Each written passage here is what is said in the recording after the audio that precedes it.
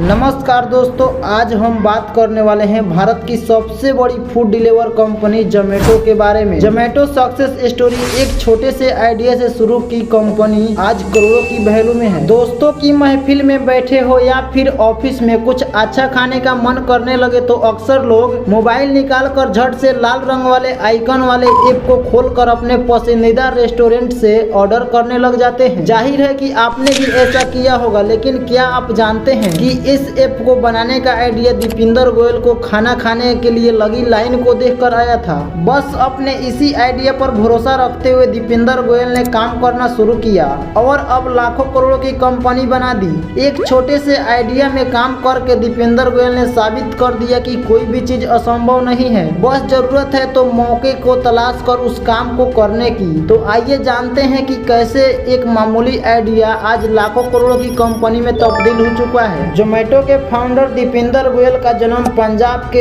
अमृतसर जिले के एक मध्यम वर्गीय परिवार में हुआ था। इनके माता और पिता दोनों ही शिक्षक थे, लेकिन उनका मन कभी पढ़ाई में नहीं लगता था, जिसके कारण दीपेंद्र अपनी स्कूली शिक्षा लेते वक्त 2 बार फेल हुए थे। पहली बार वो जब 6th क्लास में थे तब फेल हुए थे और दूसरी बार 11th क्लास में थे तब फेल हुए थे। लेकिन 11वीं के बाद उन्होंने अपना सारा फोकस पढ़ाई में लगाया और अपने प्रयास से उन्होंने IIT परीक्षा पास की। IIT दिल्ली से अपनी इंजीनियरिंग की पढ़ाई पूरा करने के बाद दीपेंद्र ने 2006 में मैनेजमेंट कंसल्टिंग अपनी बेन एड कंपनी में नौकरी शुरू की।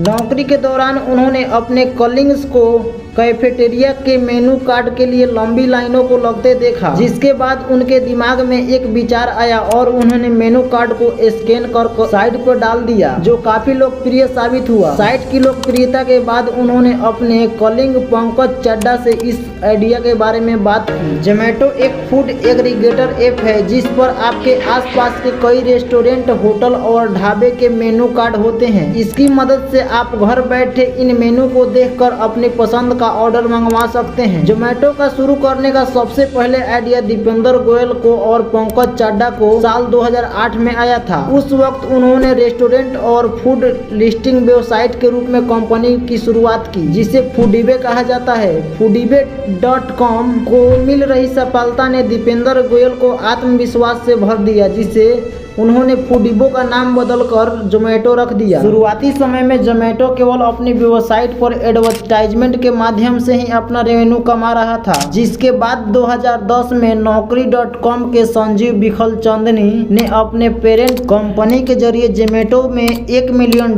का निवेश किया। 2010 से 2013 तक इन्फोएज ने जोमेटो में $16.7 मिलियन का निवेश किया, जो कि आज के समय में इन्फोएज के पास जोमेटो का 57.9% शेयर है। जिसके बाद साल दर साल अलग अलग कंपनी ने जोमेटो में निवेश करना शुरू किया। फरवरी 2021 में जोमेटो के 5 इन्वेस्टर से $250 मिलियन का फंड प्राप्त हुआ, जिसमें टाइगर ग्लोबल मैनेजमेंट भी शामिल था।